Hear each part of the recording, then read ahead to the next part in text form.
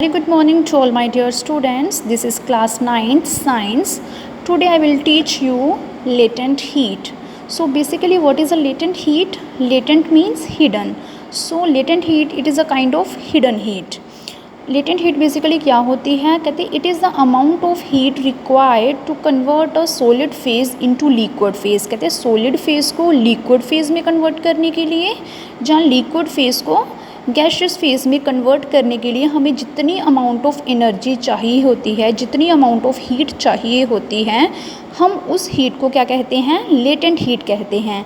कहते हैं जब हम सॉलिड को लिक्विड में कन्वर्ट करते हैं तो जो अमाउंट ऑफ हीट हमें तब चाहिए होती है, हम उस हीट को क्या कहते हैं? Latent heat of fusion. Fusion means melting, that is solid को लिक्विड में मेल्ट करने के लिए, सॉलिड को मेल्ट करने के लिए लिक्विड में जो हमें हीट चाहिए होती है, हम उसे क्या कहेंगे? Latent heat of fusion. और जो लिक्विड को गैस में कन्वर्ट करने के लिए हमें हीट चाहिए होती है, हम उसे क्या कहेंगे? Latent heat of vaporisation. So in this video we will discuss about latent heat of fusion. Fusion means melting.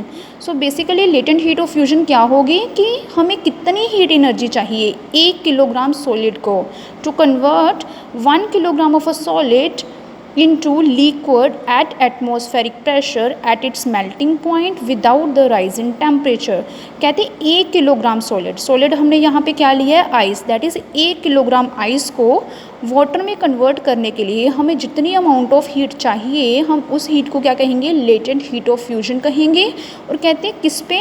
Atmospheric pressure पे, दैट इज़ 1 एटमॉस्फेयर प्रेशर पे, उसके मेल्टिंग पॉइंट पे, without the rise in temperature rise किए बिना हमें जितनी amount of heat चाहिए होती है, हम उस हीट को क्या कहते हैं? लेटेंट हीट ऑफ फ्यूजन कहते हैं।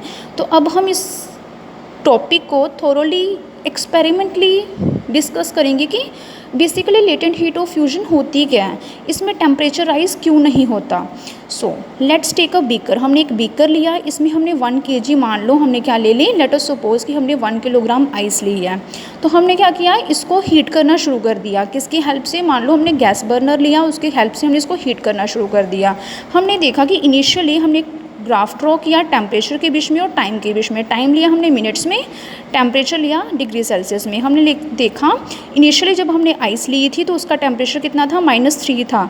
हमने जैसे जैसे हम इसको हीट कर रहे हैं, इसका टेम्परेचर राइज़ कर रहा है, टेम्परेचर राइज़ कर रहा है टाइम के साथ। हमने देखा कि एक टाइम ऐसा आता है जब इसका टेम्परेचर फर्दर राइज़ करना बंद हो जाता है, दैट इज़ 0 डिग्री सेल्सियस पे मान लो एक ऐसा टेम्परेचर आया कि इसका टेम्परेचर राइज़ करना बंद कर दिया। लेकिन हम इसको हीट प्रोवाइड कर रहे हैं बट इसका टेम्परेचर राइज़ नहीं कर रहा। तो इसका मतलब जो हमें हीट प्रोवाइड कर रही है वो कहाँ जा रही है? हम हीट तो प्रोवाइड कर रहे हैं लेकिन टेम्परेचर राइज़ नहीं कर रहा है। इसका मतलब कि जो वो हीट है वो कोई और काम कर रही है। वो कौन सा काम कर रही है? कि वो फोर्स ऑफ अट्रैक्शन है जो सॉलिड पार्टिकल्स के बीच में, उसको ओवरकम कर रही है, दैट इज़ सॉलिड पार्टिकल्स को दूर लेके जाने का काम कर रही है, उनको ओवरकम कर रही है, उनकी फोर्स ऑफ अट्रैक्शन को। सो बेसिकली लेटेंट हीट क्या होती है? ये वो एडिशनल अमाउंट ऑफ एनर्जी है जो हम प्रोवाइड करते हैं आइस को कि वो लिक्विड में कन्वर्ट हो जाए, दैट इज़ किसी फेज़ ट्रांसफॉर्मेशन के दौरान। जब हम किसी एक फ़ेज़ को दूसरे फेज़ में ट्रांसफॉर्म करते हैं तो जो amount of heat energy use होती है हम उसको क्या कहते हैं? लेटेंट हीट कहते हैं। और सॉलिड को लिक्विड में कन्वर्ट करने के लिए लेटेंट हीट ऑफ फ्यूजन कहते हैं।